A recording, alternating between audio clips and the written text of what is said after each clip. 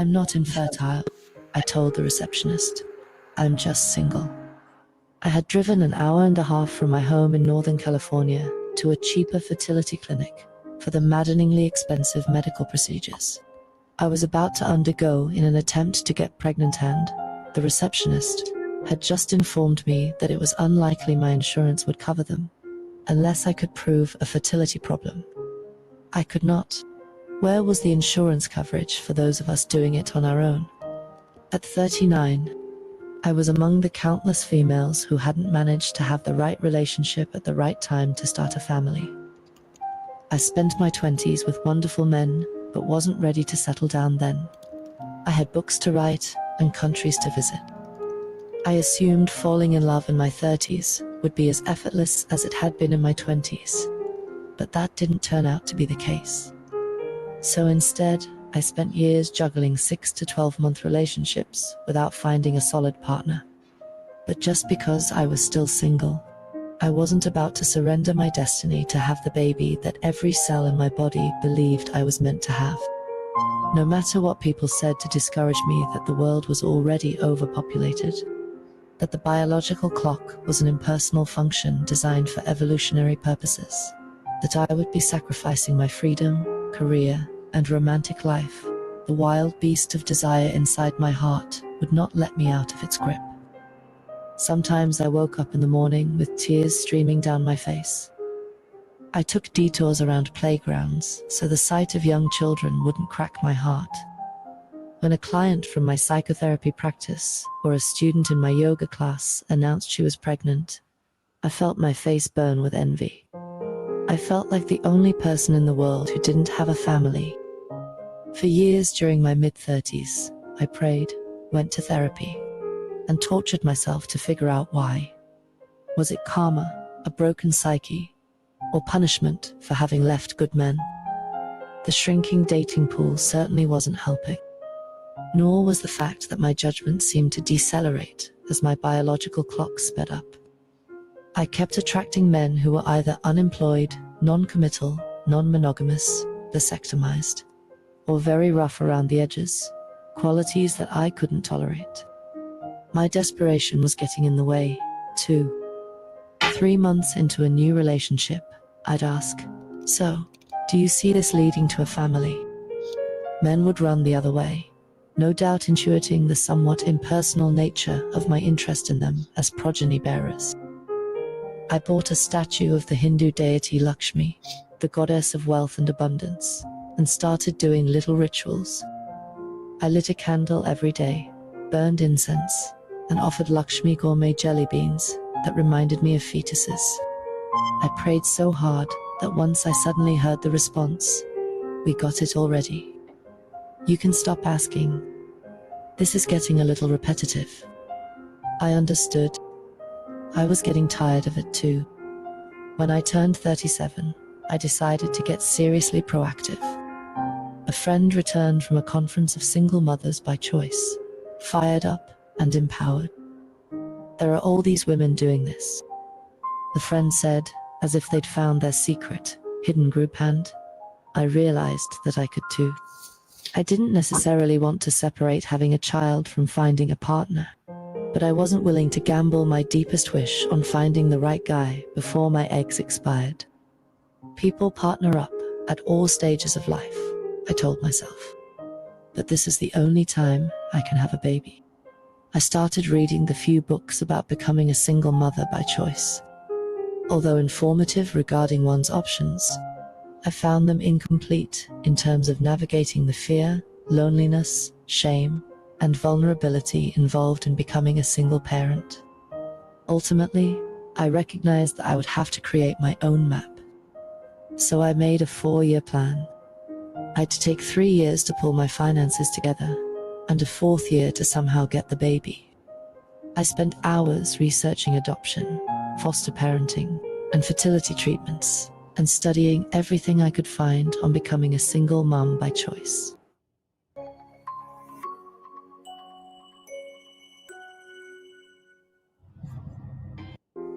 Then, somewhere among those pages, I read that to truly open up to the possibility of becoming a mother, you need to grieve the dream of how you believed you would have a child." Those words stopped me short. At some point, I needed to let go of the full package dream I had envisioned my entire life. I asked my therapist to help me figure out how. "What was the dream?" he asked. "To meet my partner at 32 or so, after having traveled the world and becoming successful," I said. "We'd have our first child 2 years later, and the second one a couple of years after that. We'd be financially stable. I would write books. My husband and I would grow old together, living happily in love and our shared pursuit of truth." Though that hadn't happened, many other wonderful things had. I had earned degrees, written books, traveled widely, loved deeply, and found lifelong friends and spirituality. Yet all the gifts and milestones in my life felt like meaningless detours and missed opportunities. I was stuck, and to get unstuck, I needed to experience my grief as if mourning the loss of a dying friend. Only in this case, the loved one was my unlived life as I thought it should have been. During long, sleepless nights, I released each detail of that dream into waves of sorrow and remorse, and came to fully accept that my baby would not be conceived during spiritual sex with my husband and best friend, who would be by my side through labor, childbirth, and the decades ahead of raising our child. It's when we turn towards painful or uncomfortable feelings that alchemy happens. As a psychologist, the most amazing thing I have discovered about emotions is that when felt and met with love, they have a beginning, middle, and end. Even my terror, when I faced it with enough tenderness and patience, turned into something else. An unwavering determination, focus, and the resolute conviction that my child would come to me, whatever the means. Of course, it might cost more money or take longer than I wanted, but I knew my child was a certainty. I now had a new dream: to be financially stable and professionally fulfilled, have a healthy and happy child, and find lasting love after their birth. The more I voiced this aloud, the more support I felt from friends and family. Something huge had shifted. I'd gone from shame to empowerment, from panic to surety. I was getting this baby. I knew it. I underwent 5 inseminations with sperm from a sperm bank, and 1 attempt at IVF long, with a horrible hallucinatory 36-hour amnesia from fertility medications gone haywire. Then, a friend of a friend asked me out on a blind date. "You probably want to rethink that," I told him. "I'm 40. I'm in the process of trying to get pregnant, and I don't plan to stop."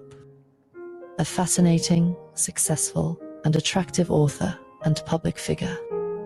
He was the kind of man who would have otherwise captured my interest. But I was in the middle of my solo baby-making mission. A few days later, he called me. "I'm willing to help you get pregnant," he said, "and you could keep the baby if it doesn't work out between us." While I'd had other sperm donor offers by that point, this one melted my heart in a way the others hadn't. It felt genuine and born of real feeling. After first donating his sperm for my second botched IVF attempt, we tried the old-fashioned way wine, romance, and relaxation with a small dose of fertility medications.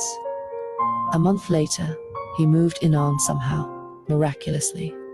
At 40 years old, the universe gave me the ultimate gift. I was finally pregnant. He and I didn't last much longer as a couple. But in my son Zion, I have the exact child meant for me. And Zion has a father who loves and supports him, emotionally and financially. After all those years of longing and the procedures and money spent to conceive a total of $50,000, it's funny to think that my tow-headed Zion, who's now 7 years old, was ultimately conceived in an almost traditional way. But had I not been so utterly committed to getting pregnant and communicated this to every man who wanted to date, me ultimately prioritizing my desire for a child over my dream to have a conventional family, I wouldn't have him. And I would never have known the boundless love with me day and night. Becoming a single mother by choice is not an easy road. It involves unique challenges. Yet, I have never looked back on my choice with ambivalence or regret. And choosing to have a baby on your own doesn't mean you're destined to be a single mother for the rest of your life. It just means things don't happen in the usual order, whether you want to call it fate, karma, or faith. When my child was finally in my arms, I understood with all my being that my life was unfolding exactly as it was meant to. All the bumps along the way were leading up to this perfect moment, and I am exactly where I am meant to be.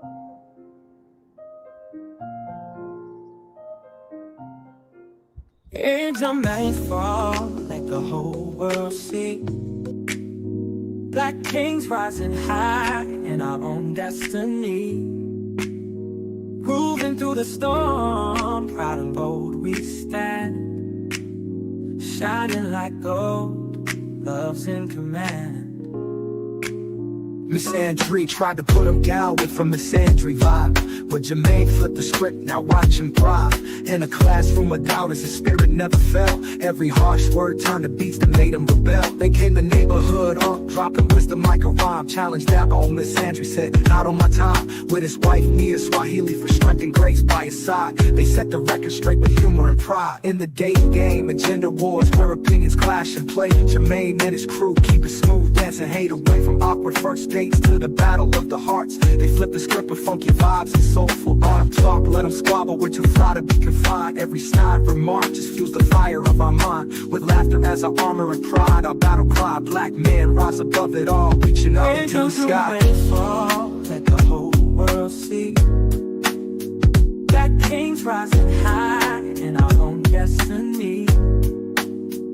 Moving through the storm, proud and bold we stand. Shining like gold, love's in command. Miss Andre tried to put him down with her misandry vibe, but Jermaine flipped the script, now watch him thrive. In a classroom of doubts, his spirit never fell. Every harsh word turned to beats that made him rebel. Then came the neighborhood dropping wisdom like a rhyme. Challenged that old misandry, said not on my time. With his wife Mia Swahili for strength and grace by his side, they set the record straight with humor and dating game and gender wars where opinions clash and play. Jermaine and his crew keep it smooth, dancing hate away from awkward first dates to the battle of the hearts. They flip the script with funky vibes and soulful art. Talk, let them squabble, we're too fly to be confined. Every snide remark just fuels the fire of our mind. With laughter as our armor and pride, our battle cry. Black men rise above it all, reaching up to the sky. Fall, let the whole world see. Black kings rising high in our own destiny. Moving through the storm, proud and bold we stand. Shining like gold, love's in command.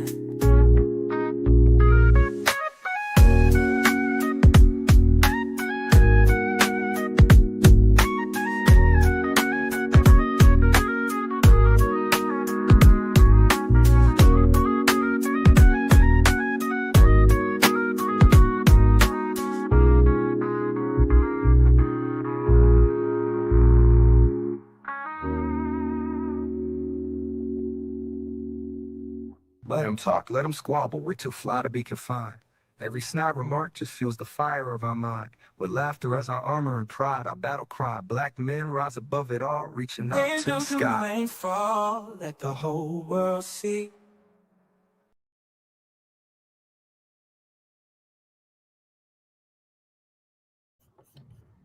Hey, hey, hey. How's it going, everybody? Happy Tuesday. Happy Tuesday, everybody. Like, share, subscribe on the way in. I know this is a very last-minute stream, but I wanted to touch upon it while it was fresh on my mind. I ran across this interview that was really, really fascinating. It was an ex-feminist who came online and talked very candidly about her journey with feminism, what that was like, what it meant for her to grow up really prior to feminism and then seeing it, being there when a lot of the different policies changed and the laws were passed and just, what it meant to be really actively a part of that revolution, the behavior changes, the different messages she got, and then now, decades later, she's able to reflect on what was good and honestly what was not so good. And needless to say, she now identifies as an ex-feminist, and there is a reason for that. So, without me wasting too much time, I'm just going to get into what she has to say. I thought the interview was super insightful, and I have to say, I have a lot of respect for women who are able to come online and speak openly and honestly about their mistakes. Because I feel like we live in a society right now where there's so many people trying to save face. You have, and unfortunately, you have a lot of older women who obviously or we can assume that maybe they aren't the happiest with their life choices. Maybe they actually do have some regret, but they'll dance around that. They won't talk about grief, or if they do talk about grief, then they'll try to make it be like they're some higher, better. Like there's just a whole bunch of different capping. But it's very rare that I feel like I will see a woman who is mature of age who will come online and speak openly and candidly about her mistakes, about the things that she would have done differently or wish she could have done differently, versus continue to try to promote a narrative and save their own ego. So I found this interview very fascinating because you have this lady, this feminist, obviously she's a white ex-feminist, coming on talking about her perspective and the trends that she's talked about. And while I know my content generally speaks to Black culture and the different challenges we experience in the Black community, the reality is Black women, I think, by and large, were some of the most impacted by feminism. And that's a whole nother topic. I've touched upon this in previous videos. We'll continue to touch upon this, but obviously what happened in white America deeply impacted the Black American community, specifically Black women who joined forces. And so, hearing someone who was actively involved in the movement, who actively centered their life around it, stand up and say, I was lied to. This, and I regret doing this, I think is something that we should all take note of. And I will also say real briefly, I noticed this trend of more and more antisocial behavior trying to be normalized, trying to be positioned as just as good of a choice of natural order. I'm seeing this more and more with like little weird things. Like I came across this whole boy sober trend on TikTok, which I think is strange. Now it's about women talking about how they're sober from boys and now they're focusing on themselves and whatever. Like, I mean, it's just toxic feminism being rebranded. And listen, I'm not opposed to a person needing to take time for themselves if they need to do that, men or women. I don't think that's wrong. But I'm just saying, like, there's these trends. You have boy sober and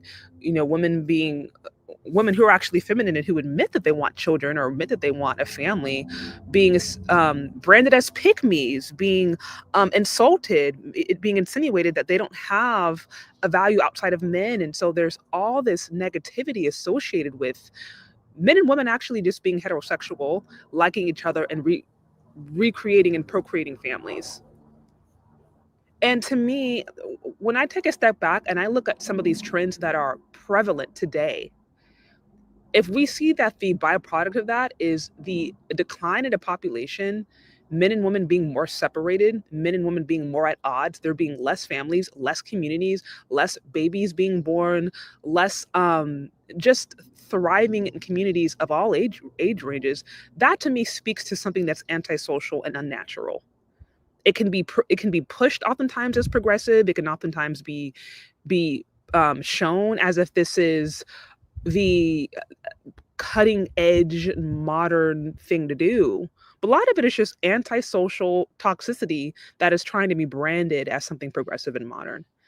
And I've noticed this trend. I see it in TikTok. I see it in all these different social media things. So, anyways, that's a side note. But without further ado, I'm gonna play a little bit of what this woman has to say.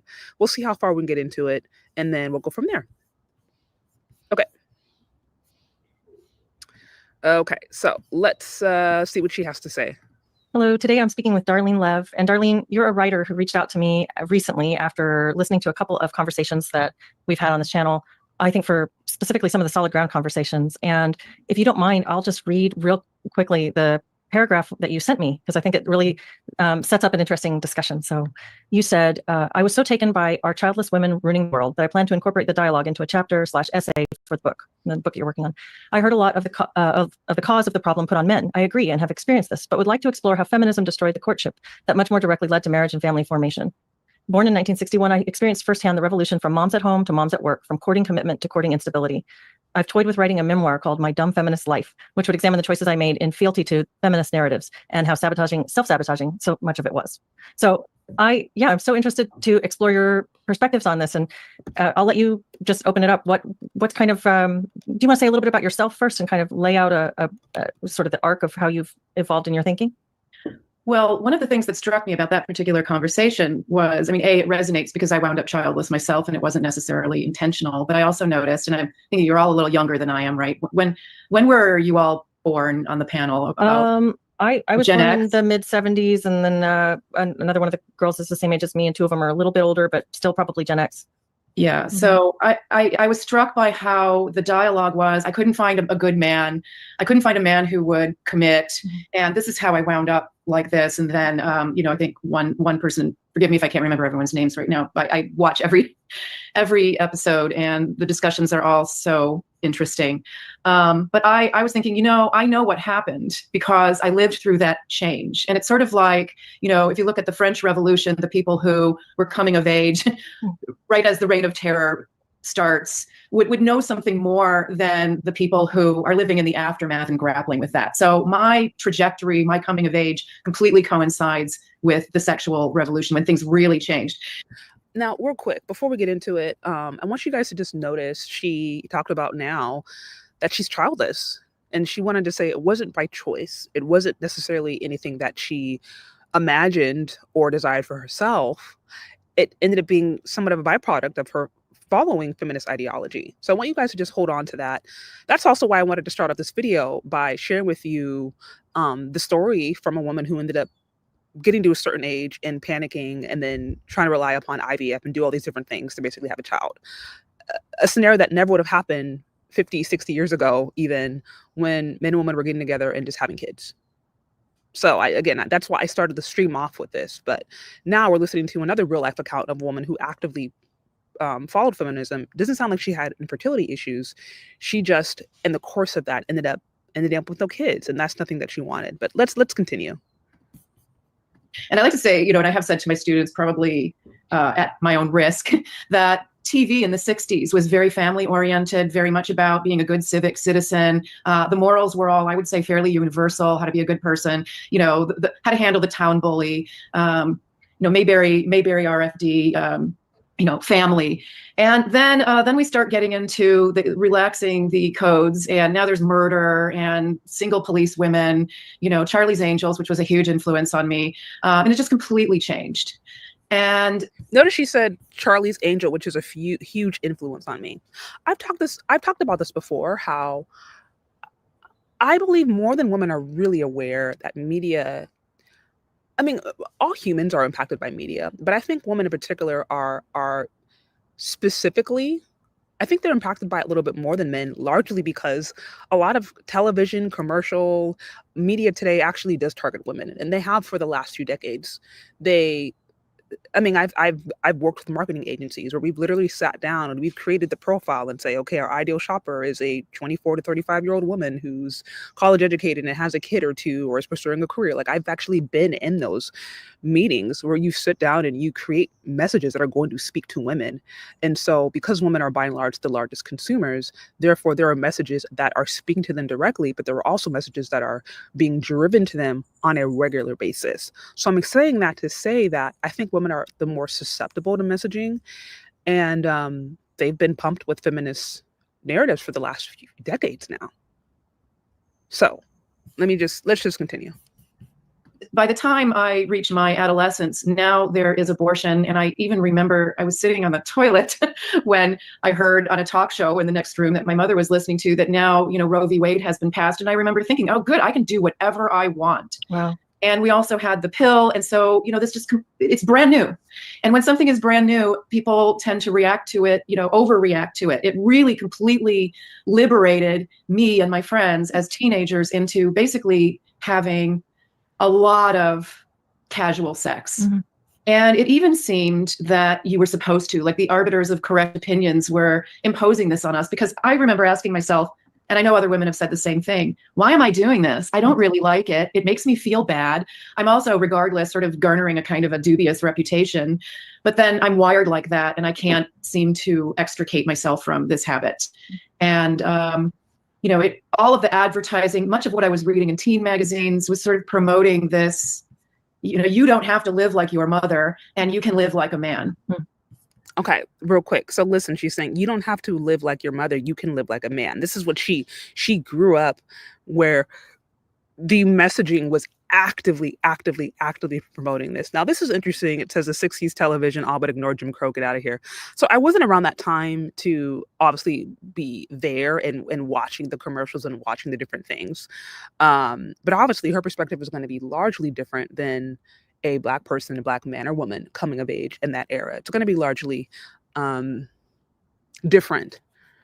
But nevertheless, I think we know feminism still ended up getting a large amount of support. Black women, arguably more so, right? I think there's debate that Black women bought into feminism more so than any other race when we see how dramatic the marriage rate and different things have declined since then. And there could be multiple factors to it, but we understand that feminism played a huge role. Okay, but let's continue. And another anecdotal evidence story, anecdotal stories. Anyway, little lack of sleep last night. I had 5 friends that I hung out with in high school, and we called ourselves the Coyotes. And our motto was, we can do what men do, and we can do it even better. And we would drive down the main street hooting and whistling at guys, and drinking a lot, and getting ourselves in all kinds of sexual trouble. And recently, we a few of us got together, and we were reflecting on that, and we realized that this was a very short window of time, because AIDS comes along in 1983 and changes everything. So I would say that people born between, say, 1958 and 1965 are the people whose life story sort of goes alongside this change. And in the essay, A Requiem for the Patriarchy, that I sent to, in the 60s, it really was like there was a dad in every house. There was only one household where there was no father. That mother was divorced and had a daughter named Tammy, and they lived with her grandparents.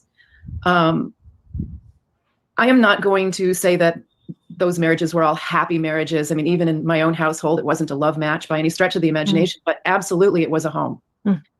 And I was a very observant kid, spent a lot of time alone watching everybody. And I would say that in most cases, that was the sense that every one of those houses was a home. Okay, notice she said that. She was like, yeah, I can't say there was necessarily a dreamy romance story. And there were probably many marriages that weren't like that, but it was a home. And so if we are to compare what was going on then compared to where society is today, and we look at what seems to be more productive, I mean, certainly from a societal standpoint, from a cultural standpoint, from a community standpoint, what was going on a few decades later tended to have healthier overall results with respect to the fabric of the family. But our grandparents or great-grandparents, they had a different perspective about marriage. They had a different perspective about family. There was more of a sense of duty. There was more of a sense of honor. And there was more of a sense of a larger community necessity versus individual freedom, right? And so, and that's up for debate of, well, is it better to exist in a society where people just prioritize individual freedom over the greater good of the community, over sacrifice, over building something greater with another person versus just pursuing your own individual goals, right? I mean, those are other larger questions. But case in point, when you grow up in a society where there is an emphasis on marriage and community more than there is a person's individual walk, goals, or whatever, that's going to lead to a society that actually has more community, that has more family, that has more babies. So there's going to be trade-offs. But that's what she's referring to. She's like, yeah, maybe not all of the married couples were madly in love all the time, but we had home and we had community, we had stability. Now we don't really have that. So something interesting to really think about. Let's continue. Oops. Okay. And for the most part, the mothers were all in those homes. And then the no-fault divorce thing comes along, and it's like everybody sort of jumps on that bandwagon. And by the time I get into high school, there were the kids whose parents were divorced, and those were the cool kids who could do whatever they wanted because nobody was around to watch them. We were going into those houses and smoking pot and drinking drinking their mother's alcohol. And I would say that those were the kids, when I look back, who didn't really fare off very well. So, I'm grossly generalizing, but, on the other hand, I think I'm observing a trend.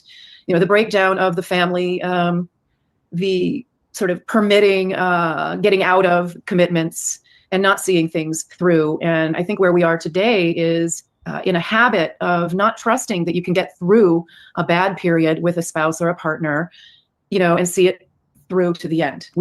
Okay, this one right here, really quick, and she's going to go on to expound it, but I wanted to touch upon this. He says, we're in a habit right now in society of not trusting that you can go through a bad time or a bad season of a relationship. And we see that all the time. How many celebrity couples or relationships have we seen where they're madly in love, they spend all this money and a beautiful engagement, and then they're divorced like 2 years later or 3 years later? And anybody who's been married for a long time, you're talking decades, will tell you that there are seasons of marriage. There are seasons when it seems like things work really well. There are some very challenging seasons where you might question whether or not you chose the right person. There are seasons where you get maybe getting on each other's nerves, communication's off. There's times when, you're great, you're having fun. So it's like relationships, marriages, they go through seasons. But because we live in a have it your way society, and that's been cultivated to a certain extent, people subconsciously may always feel that there's a better option. And then add to that dating apps, these different online dating websites where another person is literally a swipe away. And you may be in a relationship with someone, in the back of your head, there might always be that idea of, okay, is there somebody better? Is there somebody better? And, it's up for debate of whether or not women tend to be more always looking for somebody better, or men. That's up for debate. But I think in general, the society that we live in does create this illusion that the grass is always greener elsewhere. And okay, yeah, I'm really happy with this person now, but I could be really, really happy with maybe that next person. And because of that being in the back of your head, there's oftentimes an unwillingness to work through really hard seasons to get on the other side to build something substantial. And so I think she hits upon something really, really crucial there. Anyways, for those of you guys who are joining, like, share, subscribe, show some love on the Cash App or the Super Chat if you guys like what's going on here. We are now wired to get out. And I've done that myself many times. And when I look back, I say, the one marriage that I got out of, I really think I shouldn't have done that. I never really did any better. And, and I made these choices by rote because I was listening to this other, these sort of voices up there who are telling you what you're supposed to feel, what you're supposed to want. And now we have social media doing that. And, some of the things I did were really incredibly callous and very much anti-family formation, anti-life. And, that was the theme of the essay. It just seems that we are being guided in that direction to move away from all of the kind of social mores that encouraged us and facilitated family formations and producing life. Oh my gosh. Did y'all hear that? I mean, I might have to do a whole separate pre-record on this. But she sat there and said, it sounds like she's the one that left her marriage. And now she's looking back on it and she's reflecting and saying, I should not have done that. Not only did I not do any better than the man that I married, not only did I not do any better, the actions that I chose were actively callous. They were actively detrimental to the relationship and to the formation of family. So I'm like, she's taking a ton of accountability. And again, this is what I really find so fascinating and impactful about this interview. Here is a woman of age now who, instead of coming up here and shoving lies down the throats of women and saying, oh, it's all men's fault and they just need to be more progressive and they just need to catch up to these social norms or whatever, she's being very active on the way in which she showed up to relationships that were also very detrimental. And maybe, who knows, maybe even arguably more so. We know relationships are made up of two people, men and women. So anytime a relationship falls apart, there's never a scenario in which it's 100% the fault of one person and the other person is all perfectly. That doesn't exist. It just doesn't happen. But the ability to take accountability is so small, and we see more women who come online and lie and try to save face and try to pump their toxicity on other young women versus older women standing up and saying, hey, I did something wrong, or I regret this, and so learn from my mistakes. So I really appreciate her now going and saying, not only did I do wrong, I was listening to culture. I was listening to what culture told me. And that's why I broke up my marriage. It wasn't because my husband was beating me or having affairs or he was some patriarchal crazy. No, it's because I was listening to culture. I thought there was something better, and I realized there's not. I realized there wasn't. That's so powerful. We need more women to say this, because a lot of women experience this. Just very few have the courage to stand up and say, I actually did it wrong and I regret it. So I really appreciate her doing this. It takes a ton of courage, a ton of accountability. And here's a great thing about it. When a person recognizes that they made mistakes, they can still course correct. It's not like her life is completely over and she's like going to be depressed. You know what I mean? Like, everybody makes mistakes. But if a person is never even willing to reckon with the things they did wrong, there's no ability to course correct. And then there's no ability to actually bring change and healing or help someone else or keep them from doing the mistake that you made.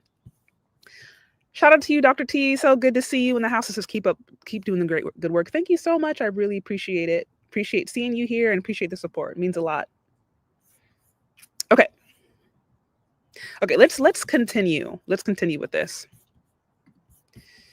Mm-hmm. Well, it's quite a retrospective, and your perspective is really fascinating. And it kind of seems like everybody has to want to change that altogether in a way, because you do have these cases of men who have trouble finding a good partner but want that more traditional life, and women who want to find a good partner but have trouble finding someone. Like the women on that panel discussion you were describing, a couple of them, their story was, yeah, I've been married, but my partner never wanted kids and wanted me to work. And, it wasn't something I could just do, or I couldn't find a stable relationship where it felt like it would be safe to bring a kid into the world and not end up a single mom supporting my child. I didn't want that picture for myself. And so, where do we go from this point? Or maybe this is too soon in the conversation to ask the next question. Well, interesting. Yeah. It's interesting because that is how it was, though. Okay. People got married and had children. Mm-hmm. That is the world that I grew up in. And so how did we get to a world where, and those were the same questions I asked myself, mm-hmm. I don't want to get stuck. I'm worried that he'll run off. Mm-hmm. Which is what happened to me in both of my marriages. It's exactly what happened to me. Is you do have children with someone, and then you're left alone to raise your kids by yourself. You have to figure that out because the other person did not maintain a commitment. I mean, in one case, it was drugs and alcohol, pornography and strippers. In another case, it was sex addiction. And again, that same kind of spiral down and out of the relationship.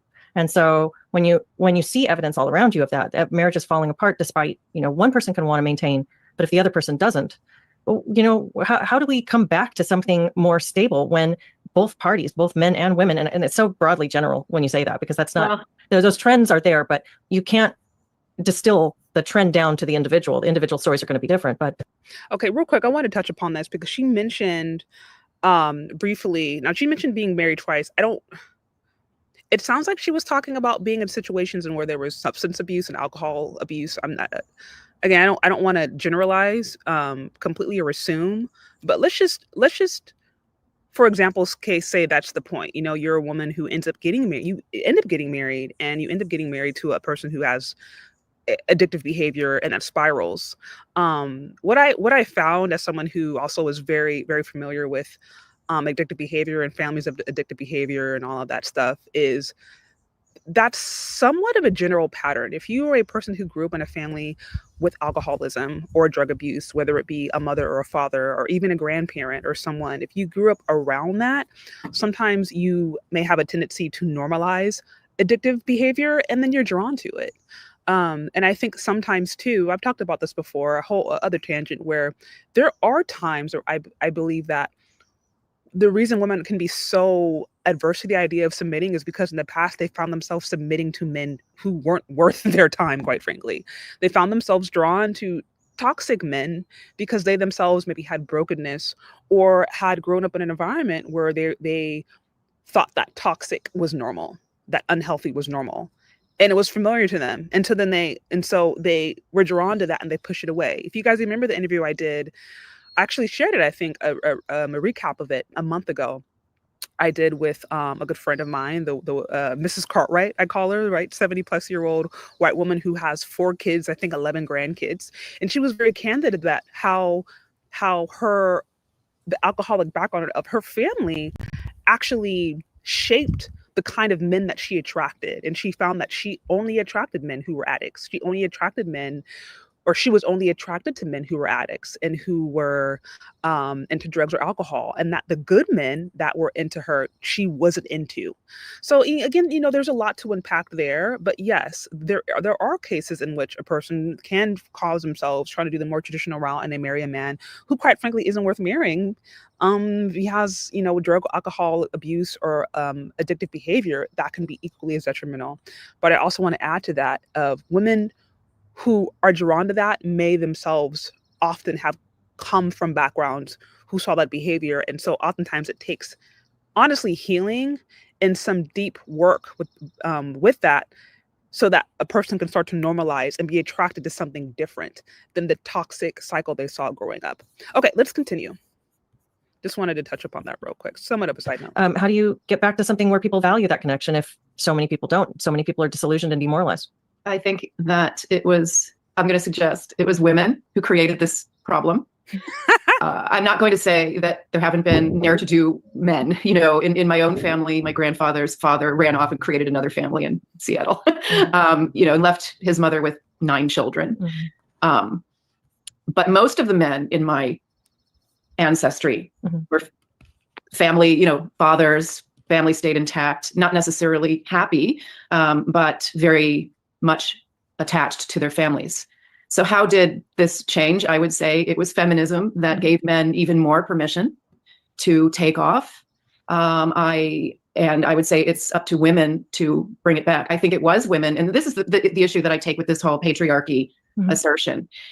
I think that women really always have been the ones who controlled men, and all of the inventions and things that we have today were, some woman, I'm sick of going down to the river to wash my clothes, and then he invents a washing machine. I'm tired of getting pregnant every year. Now we have the birth control pill. And, all of these things actually serve to liberate women from the enormous amount of work that they used to have that tethered them to the home and gave them, more freedom to go out and work. But I would say that by sort of moving away from religious communities, questioning that, and then questioning the whole marriage and having children project gave men more license to behave badly and put women in this much more precarious position. They used to control men by, you're living in a town where everybody knows if you're the male who's treating his wife poorly. That's also part of it. We're more atomized, we're less community oriented, and you can get by with a lot more. I mean, even, where I live in Brooklyn, I'm so convinced that I'm invisible that I'm not always aware of my behavior. I'm not always aware that actually people might know who I am. I really do feel like I'm walking around in a vacuum. And that might lend itself to behaving in, rude ways that I wouldn't normally if I were living in a community where I knew that everybody knew me. Mm-hmm. So, we sort of broken apart these communities that women actually held together. So where I grew up, my mother wasn't friends with everybody, but we knew everyone. I knew everyone in the subdivision, which family lived in what house, how many kids they had, and some sense of what the parents were like. Where I live now, I don't know. I don't have a clue. Mm-hmm. And the only time I did in Brooklyn was when I was not working, and I was home all day, and I wound up becoming friends with someone who had a kid. And then she and I were roaming around the neighborhood together, and I got to know everybody because she was more connected to the neighborhood because she had a child. And then my association with her connected me more. And that we look back on and say that was one of the best periods of time in both our lives, when we got also after work, people were coming home from work and they would stop by our stoop to talk. And I knew the kids, and then the building got sold and we were all dispersed. And that was the end of that community and that golden period of time. So, in my neighborhood, my mother had a few friends and they became lifelong friends, and they connected over needlework and watching each other's children. And they were also all around the same age, which is another issue we can talk about. If everybody is dating toward marriage, which in my experience, that was thrown away. Now you don't know what you're doing. Mm-hmm. But everybody was dating toward marriage and family formation. And so everybody's around the same age when they're having their children. And this creates a sort of, a community. If I could quote myself from one of my own comments, nothing marginalizes a woman more than going childless. Mm-hmm. You want to avoid getting stuck holding the bag, but then again, if you end up with nothing, mm-hmm. you're even more endangered. Ooh, Y'all heard that. She said, nothing endangers a woman more than being childless. There's such a fear of being stuck with the bag that you get to a certain age and you have nothing. That is, ugh. Look at her face right Look at her face right there. I mean, honestly, this is heartbreaking. It's really heartbreaking. Um, and again, that's what I found to be so powerful about this, because she lived through this. And if you go on to look at her interview in its entirety, she talked about it wasn't like she didn't grow up wanting to be childless. It's one thing if you're a person who really doesn't want to have children. I understand that there are people out there who just don't. And so I am not an advocate for trying to push or force anyone to do what they don't want to do. But a lot of people, that's not necessarily always the case. They may grow up in a society where they feel like that's always going to be an option. And then they blink and then wake up and they're like, wait, I'm ready to have kids. No one's here. And then you start to have what we're seeing, an increase of IVF moms, women who are going to the sperm bank trying to find the right donor. And then there's a shortage of donors sometimes. And then now you have to do it alone. And we know that there is no statistical evidence that being a single mother by choice or being a single parent by choice really it's just not ideal. Sometimes it happens. People get widowed, people get divorced, like things happen, but it's generally not a thing that a person should sign up to do as if that is their fate. But because, again, we're now existing in a society where so much of what was natural and normal is now been completely disintegrated, sometimes you have ladies who feel like they are forced into these rather unnatural scenarios that really shouldn't be the case. Thank you so much for the super chat. I really appreciate it. So, yeah, she's saying there's such a fear of y'all getting stuck with the bag, but now y'all don't have nothing. That's basically what she said. And she said it in a very, very sophisticated way. But yeah, a lot to unpack here. Okay, let's continue. Yeah, there's so many things you just said that are interesting threads to pull on, like the sense of anonymity that you describe, being out of touch with a community, feeling like you're just one of a bunch of people, but not part of any kind of meaningful collective. That is just like the internet, and you see all this terrible. It's like a hate machine. The whole people are like this, and this condescending, self-righteous behavior that you see all over the place. The anonymity. I think it's hard to even fathom how much that's changed us as people. The sense that we aren't responsible and accountable to the people around us because those relationships are so fleeting or unimportant or insignificant. And it's replaced religion, right? I mean, that's inside of us. And so we throw away organized religion, which is where we used to meet our spouses, which was community. My parents were sort of a mixed marriage. My dad was Jewish, my mother not. And they sent us to Sunday school in the morning so they could have some time alone. But I still remember, that was a community. I remember the characters at the church and, the feeling that we all belong to this place. Mm-hmm. And then people, then the wisdom is to get away from that because they're trying to control you and they're trying to curtail your freedom. But that is where you would have organically met someone to marry that you might have grown up alongside and formed some kind of, friendship that precedes marriage. Listen, that's where I met my husband. I met my husband at a Bible study. Very common. I mean, one of the best, most likely places that you would meet someone would be, if a person that goes to college at some point, it would have been that, or like a church community, right? I mean, places where people of your own age are gathering and doing things positive. She'll go on to explain how, now, her kind of rejecting that whole idea. She ended up resorting to bars and other places where people, you meet them and they're either drunk or high. And that may not be the ideal scenario to try to find a life partner. That can create with it its own set of challenges. Okay, let's continue.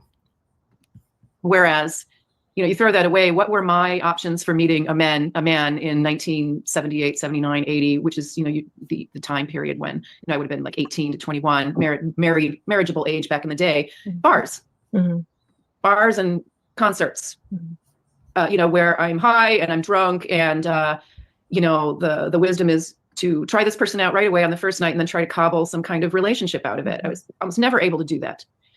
And I was also never really able to advocate for myself and say, well, this is what I want. No matter what the arbiters, this is how I refer to them in my novel, the arbiters of correct opinions were telling me, I didn't agree with it, but I continued to act upon it. from, probably from the moment of I hit puberty, all I could think about was having babies. That was my instinct. That was what I wanted to do. I had a mother who was telling me that I didn't want to do this. And that's also part of my story, but I'm sure, other mothers were not saying that. Mine just so happened to be that way. You are not going to grow up and have, you are not going to have children. You're going to do this and you're going to do this and you're going to do this. In other words, I'm going to fulfill what she didn't get to do because she had children. But the message inside the house was the message that was outside the house too. And so here I am with a guy that I've slept with but don't know. I don't know how to say, I really want a committed relationship. There was something shameful and humiliating about that. Then some years down the line, I have a friend saying, well, why can't you just tell him that you want to see him again? And I don't know how to do that. So she said there's shame. There's shame around saying that you want a committed relationship. And that's what I said before. I was like, I'm noticing this trend more and more of antisocial toxic behavior being portrayed as normalized. And then it seems like those who exhibit natural heterosexual tendencies tend to be demonized.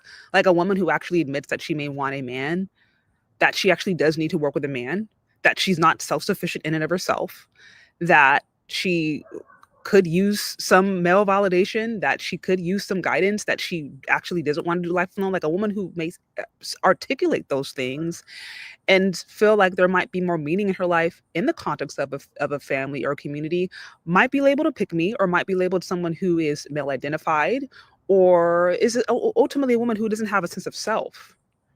So you start to see natural heterosexual tendencies be demonized or portrayed as there's something wrong with the woman. And so she's saying that. She's like, I actually really wanted a committed long-term relationship, but I felt that there was something wrong with articulating that. And so now she's existing in a society where her natural tendency is now being what's the word?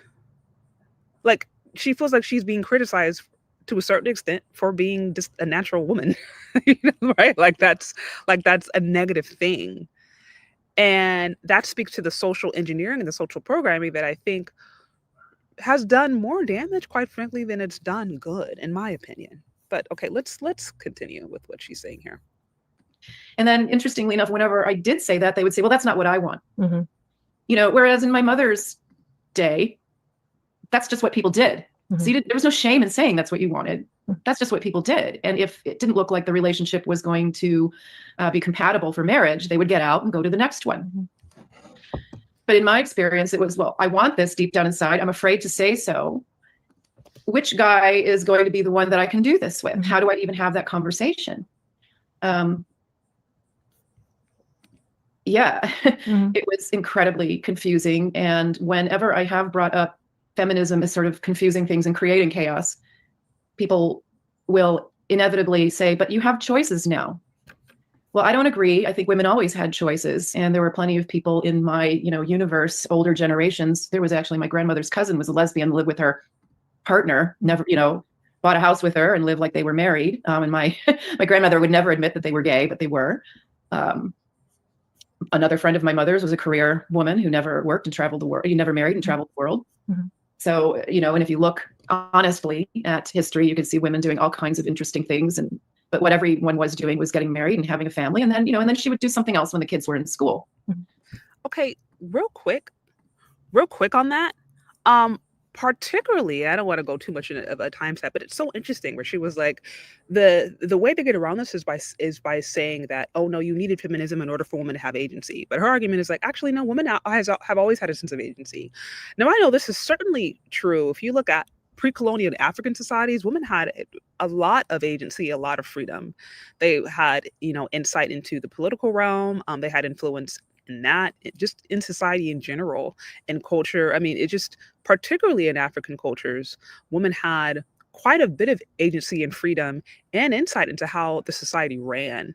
And not to go on too much of a tangent, but like I said, this is just one more reason why the myth of the Black patriarchy it truly is a myth, because when you understand the cultural context that Black people came from, and then obviously they were shipped over to the Americas, but they still maintained their own cultural understanding of gender dynamics. Like, just Black men were never really socialized to be patriarchal in that sense. going all the way back to Africa, and then now, like that we would never. So particularly in the Black community, the Black women were not socialized to be this like controlling, domineering force that never gave women agency. That's not the case.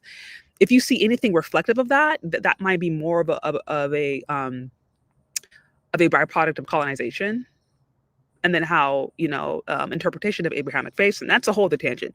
But just what I'm basically saying is, she's basically saying this whole idea of feminism was the only thing that gave women rights is like it's the total cap. It's a lie. That's basically what she's saying. Really, really, really, really, really fascinating.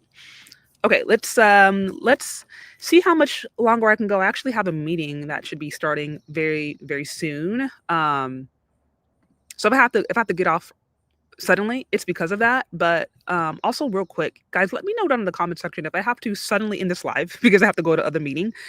Let me know if you guys want me to finish this, if you guys want me to finish the full reaction to this interview. I can maybe do a poll on it, or you guys can just let me know down in the comment section. But I'll go as far as I can, and then if I have to hop up, it is for a meeting that I think I'm going to be having. Just trying to confirm. All right, let's see what she has to say. But in my generation, we were fumbling around, not knowing how to get what we deep inside really wanted. And the men were like, well, now that I don't have to do this anymore, I'm not going to do it anymore. So I'm going to go back to suggesting that it was women who gave men permission to be irresponsible. And the lack of community oversight also lends itself to that. You are alone in the middle of nowhere and no one's really watching you. And I'm not going to say that that's great either, but if we have to decide what really is better for everyone, perhaps it would be more connection around community and not politics. That we are all families that live in this place, and we collectively want to create a really nice place for us to thrive in. And in essence, that is the kind of place that I grew up in. Well, I'm certainly no feminist scholar, and I don't know I don't know that much about feminist history, honestly. When I was younger, it was more in vogue to be a feminist, and now it's not. And when it was, I was kind of turned off by the harshness of what I perceived in it. This is coming. One of the things I think, like when we're talking about the post-industrial revolution timeline. Real quick, it's still in vogue to be a feminist. They just have different names around it. Right now, it's like, let's think of the different. Truly, hypergamy is still a aspect of feminism, believe it or not. There's a hypergamy movement, there's a divestment movement, there, boss babe, single mother by choice, what is it? Like city girls, there's all these more colloquial terms today that speak to feminism. And they may not actively say, oh, I am a feminist, but without feminism and without some of the different policies and basically the different cultural movements, these things wouldn't be in existence today. You wouldn't have a single mothers by choice that is all over TikTok. You wouldn't have a boy sober movement that is on TikTok, right? You wouldn't have this huge divestment movement. You wouldn't have city girls. You wouldn't have expand your options. You wouldn't have don't settle. Like all of these things are essentially byproducts of feminism. So I don't know that I completely. I agree with her as far as there are women who are less shy about actively claiming it, but most of them live it every single day. Every single day. Okay, let's continue.